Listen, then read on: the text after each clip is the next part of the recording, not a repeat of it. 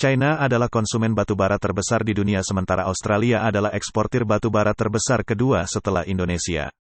Australia mengekspor baik batubara termal untuk pembangkit listrik maupun batubara metalurgi untuk produksi baja. Sejak Anthony Albanese menggantikan Scott Morrison sebagai Perdana Menteri Australia pada bulan Mei tahun 2022, China dan Australia telah berupaya untuk meningkatkan hubungan diplomatik mereka. Fakta bahwa pemerintah China sekarang efektif mengakhiri larangannya terhadap batubara Australia dapat dianggap sebagai bagian dari upaya untuk meningkatkan hubungan antara kedua negara, tetapi jelas juga bahwa negara yang dipimpin oleh Partai Komunis ini sekarang menghadapi kesulitan ekonomi yang tidak pernah terlihat dalam lebih dari 30 tahun. Menurut laporan Reuters, Komisi Pembangunan dan Reformasi Nasional China, NDRC, telah mengadakan pertemuan dengan China Datang Corp, China Huaneng Group, China Energy Investment Corporation, dan China Baowu Steel Group Corp pada tanggal 3 Februari tahun 2023 untuk membahas pemulihan impor batubara Australia. Keempat perusahaan milik negara ini akan diizinkan untuk membeli batubara Australia tetapi hanya untuk kepentingan mereka sendiri. Sejak itu, pejabat bea cukai di Provinsi Guangdong di selatan China telah diberitahu oleh pemerintah setempat bahwa mereka dapat membuka bea cukai untuk pengiriman batubara Australia. Dahulu, pembelian China menyumbang sekitar 1/4 dari total ekspor batubara Australia. Untuk Australia, perdagangan ini pernah menjadi perdagangan batubara yang paling menguntungkan di dunia. Berdasarkan data tahun 2019, sebelum perselisihan perdagangan antara Australia dan China, pembelian batubara China menghasilkan pendapatan sebesar 13 miliar dolar AS bagi ekonomi Australia.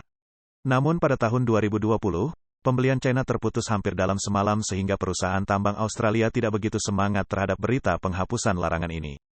Media Australia, news.com.au melaporkan bahwa perusahaan pertambangan terdaftar di ASX, New Hope Corporation, mengkonfirmasi bahwa mereka telah didekati oleh beberapa pembeli China dalam sebulan terakhir.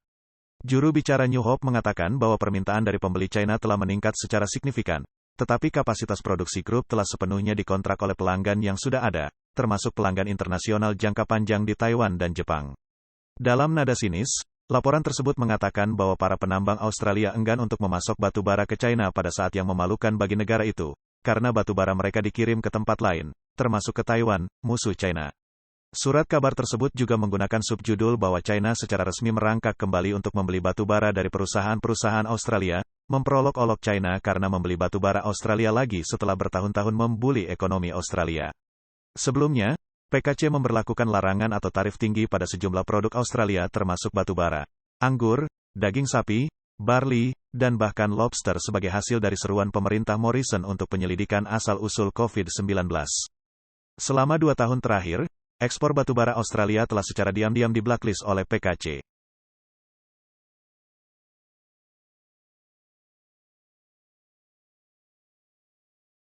Artinya, China tidak pernah secara resmi mengumumkan larangan impor batubara Australia, tetapi impor China dari batubara Australia turun 85% pada tahun 2021. Kemudian pemerintah Morrison mencapai perjanjian keamanan baru pada bulan Agustus dengan AS dan Inggris yang bertujuan untuk menangkal kekuatan militer China. Aspek yang paling menonjol dari kemitraan Agustus adalah Inggris dan AS akan membantu Australia membangun setidaknya 8 kapal selam bertenaga nuklir. Amerika Serikat sebelumnya hanya membagikan teknologi propulsi nuklir kepada Inggris, menjadikan Australia sebagai negara kedua yang akan memiliki teknologi kapal selam nuklir Amerika Serikat. Ini berarti strategi Indo-Pasifik sebelumnya antara Amerika Serikat dan sekutunya telah sepenuhnya ditingkatkan dengan Australia yang terletak di ujung selatan Samudra Pasifik dan menjadi pusat strategis di antara Amerika Serikat dan China. Langkah ini juga membuat pemerintah China marah dan pembatasan impor terhadap produk-produk Australia tetap berlaku. Namun, sejak Partai Buruh Australia memenangkan pemilihan umum, hubungan antara kedua negara mulai membaik. Australia menjadi negara besar terbaru yang menerima ekspresi kebaikan hati resmi dari China. China dan Australia keduanya merupakan negara penting di wilayah Asia Pasifik dan ekonomi keduanya sangat saling melengkapi. China. China and Australia are both important countries in the Asia-Pacific region, and their economies are highly complementary. The healthy and stable development of China-Australia relations is in line with the fundamental interests of the two peoples, and they are also conducive to promoting peace, stability, and prosperity in the Asia-Pacific region and the world.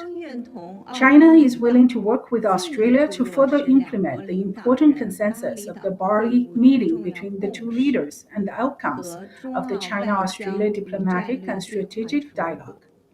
Based on the principles of mutual respect, mutual benefit, and win-win situation, and seeking common ground while resolving differences, the two countries should initiate and resume dialogue and communication in all fields, expand cooperation, manage differences, promote the rebuilding of mutual trust between the two countries, and put bilateral relations back on the right. Pernyataan resmi PKC tentang pencabutan larangan batubara Australia telah dicemooh oleh beberapa pengguna internet China.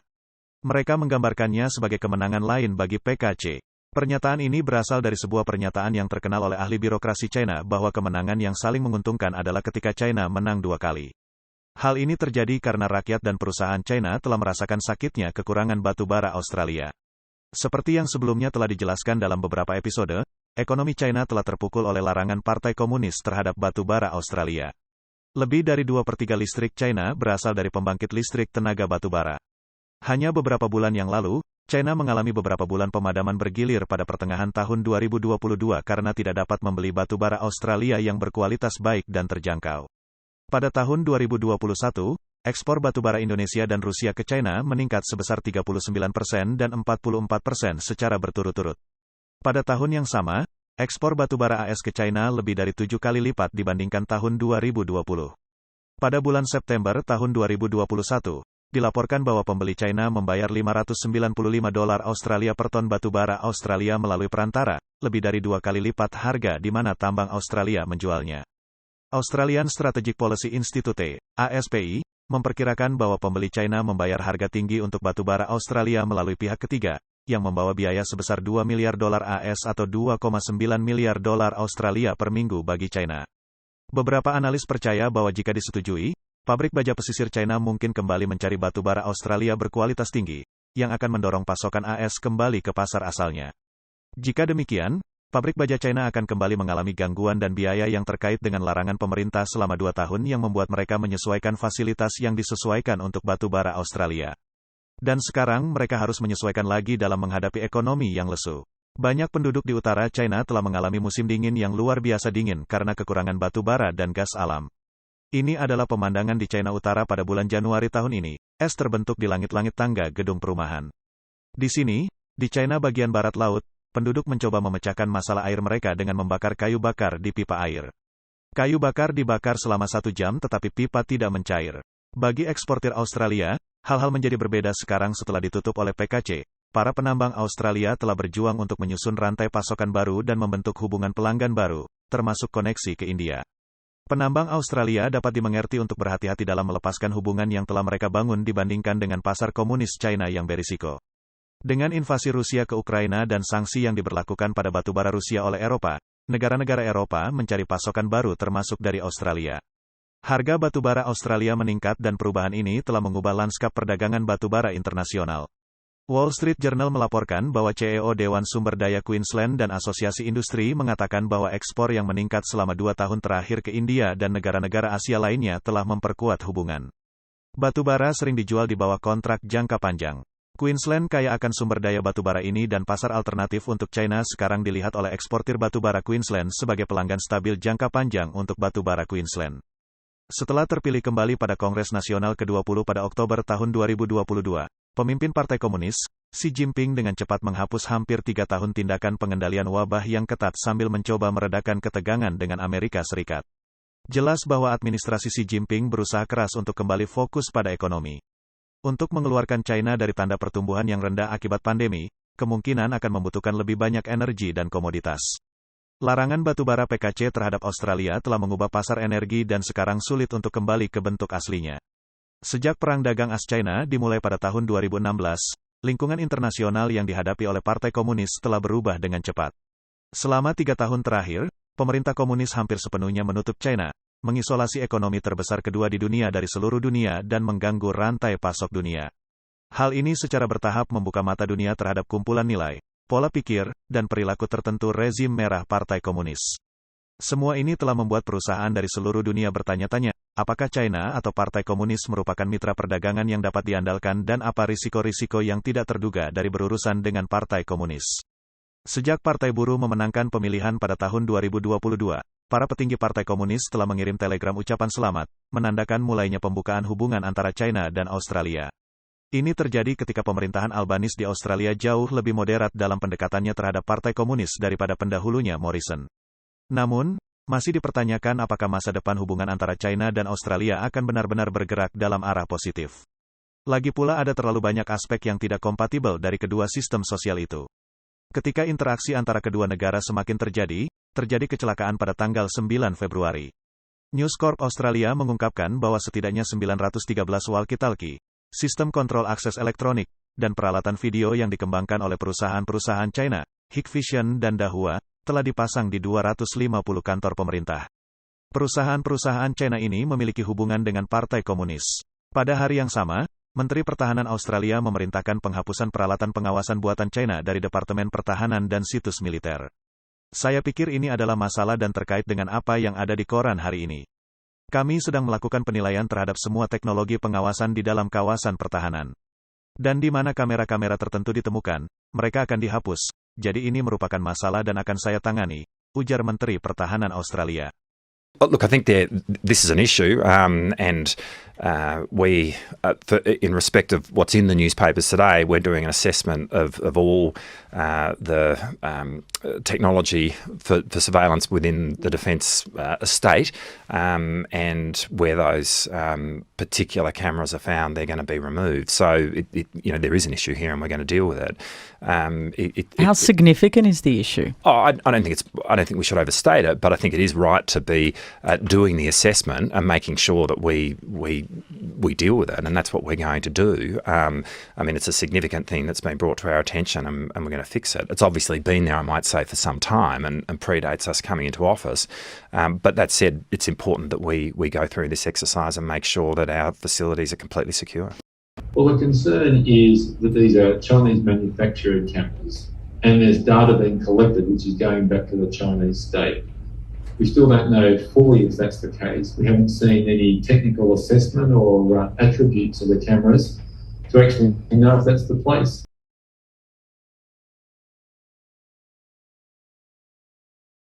Perdana Menteri Australia, Albanese, tidak khawatir tentang bagaimana pemerintah China mungkin bereaksi terhadap langkah ini. Dia mengatakan bahwa kami bertindak sesuai dengan kepentingan nasional Australia.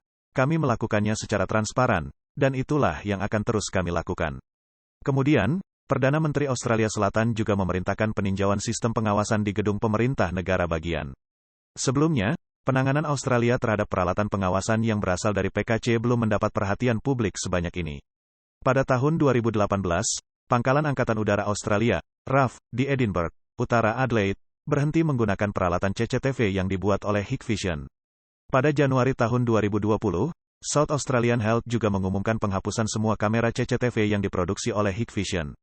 Pada Februari tahun 2023, Memorial Perang Australia di wilayah ibu kota Australia mengonfirmasi bahwa mereka akan menghapus 11 unit peralatan yang diproduksi oleh Hikvision. Amerika Serikat dan Inggris mengambil tindakan pada November tahun 2022 untuk melarang atau membatasi instalasi peralatan yang dibuat oleh kedua perusahaan itu karena sebagian dimiliki oleh PKC. Tentu saja, diplomat China menyatakan ketidakpuasan mereka. Pemerintah China selalu mendorong perusahaan-perusahaan China untuk melakukan investasi asing dalam kerjasama yang sesuai dengan prinsip-prinsip pasar dan aturan internasional, serta dengan mematuhi hukum lokal. Kami menentang setiap pendekatan yang salah dalam menggeneralisasi konsep keamanan nasional dan menyalahgunakan kekuasaan negara untuk diskriminasi terhadap perusahaan-perusahaan China. Kami berharap bahwa Australia akan memberikan lingkungan yang adil dan tidak diskriminatif bagi operasi normal perusahaan China dan melakukan lebih banyak hal yang kondusif untuk saling percaya dan kerjasama antara kedua belah pihak. Peristiwa-peristiwa ini terkait dengan munculnya balon mata-mata China di udara AS, yang telah mengungkapkan program pengawasan global masif dari militer komunis China. Peristiwa-peristiwa yang tampaknya tidak disengaja tersebut menunjukkan bahwa agenda jahat yang ditanamkan oleh PKC di seluruh dunia selama beberapa dekade terakhir sekarang terungkap dengan kecepatan yang luar biasa. Proses ini tampaknya di luar kendali manusia. Seperti yang dapat diprediksi, larangan atas batubara Australia telah dicabut, tetapi Australia tidak akan pernah sama lagi. Campur tangan asing bukanlah sesuatu yang hipotetis, bukan hanya sesuatu yang terjadi di masa depan, tetapi sedang terjadi saat ini, dan kita perlu melakukan lebih banyak untuk mengatasinya hari ini. Foreign interference is not hypothetical. It is not merely something that lies in our future. It is happening today, and we need to do more to tackle it today. The University of Sydney said that due to Australian government intelligence advice, they were aware the security threats Australia faces were real and increasingly sophisticated. And during the Senate inquiry, universities repeatedly pointed out their commitment to countering foreign interference and the dramatic increase in their level of awareness since regular engagement with government agencies like ASIO. Universitas Sydney mengatakan bahwa karena saran intelijen pemerintah Australia, mereka menyadari ancaman keamanan yang dihadapi Australia semakin nyata dan semakin canggih. Dan selama penyelidikan Senat, universitas-universitas tersebut secara berulang kali menekankan komitmen mereka untuk melawan campur tangan asing dan peningkatan dramatis dalam tingkat kesadaran mereka sejak terlibat secara teratur dengan lembaga-lembaga pemerintah seperti ASIO.